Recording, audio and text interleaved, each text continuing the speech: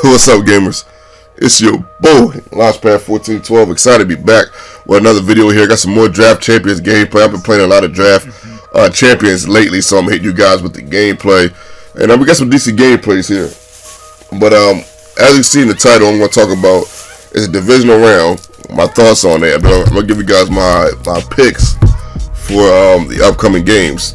You know, just in case I forget, because I always forget next week. I don't say forget, but all the time. But sometimes things just pop up. So, you know, just in case something don't, you know, just in case something goes wrong and I'm not able to put out a video. I'm gonna give you guys my opinion right now. I usually like to wait until the day of the game, but you know, we're gonna get this ball rolling early this time. But yeah, Patriots and Texans, that kind of ended how I predicted. Even though I do gotta give the Texans credit for hanging in there for like a half. I think it was 14-13 for a long time. They did get to Brady. They got to Brady often. They did a good job of that. I just think offensively they were a little depleted versus the Patriots. You know, when you play against the Patriots, you got to put up points. You know, you can't have 13 for 2-3 quarters and think you're gonna beat the Patriots. It's just hard.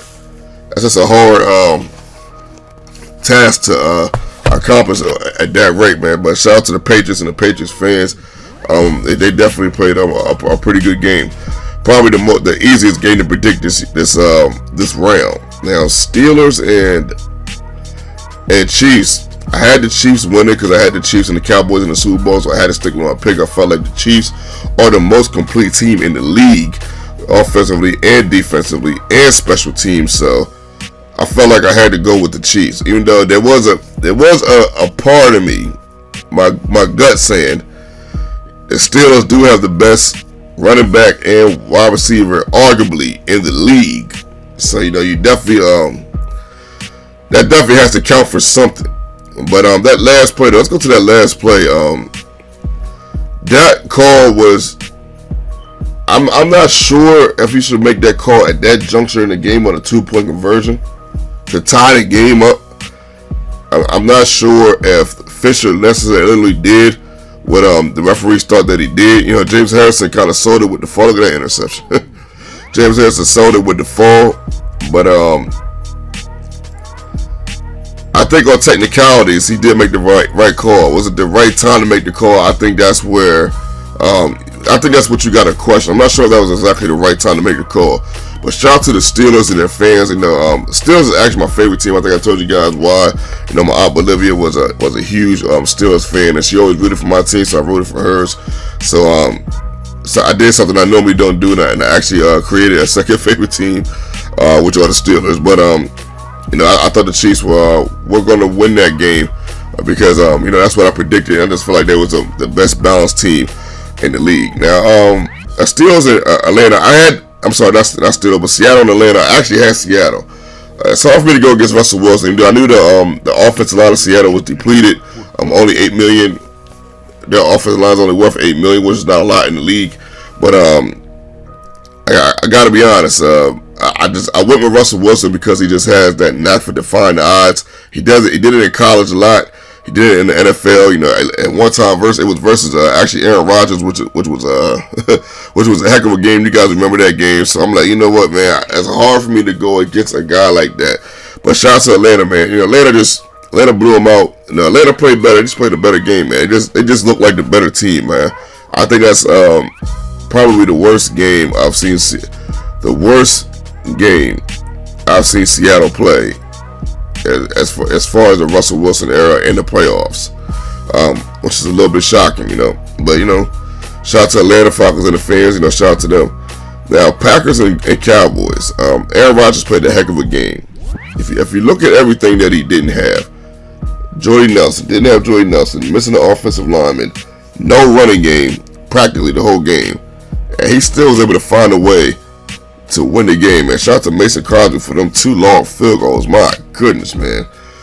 I mean, them field goals were killers, man. Clutch field goals, kicks made. You know, they both of them felt like they barely went in, but they went in and they won the game. You know, shout out to the Packers and their fans. In my opinion, I thought the Cowboys was going to win because they was going to play keep away. I thought it was going to make it so Aaron Rodgers wasn't going to be on the field that much, and Aaron Rodgers would have had to be efficient. He would practically had to go 5 for 6 scoring wise, as far as scoring drives. And that's what I thought the Cowboys was going to force him to do. And I thought that's a very hard task for any quarterback to ever play the game. So the Cowboys made a mistake to me. Sorry for my voice. I'm not sure what's going on with my voice, but the Cowboys they made a mistake to me when they didn't run the ball early. Ezekiel Elliott had 25 carries. If he has 35, I think the Cowboys win the game. Hold on, let me take a sip of water real quick.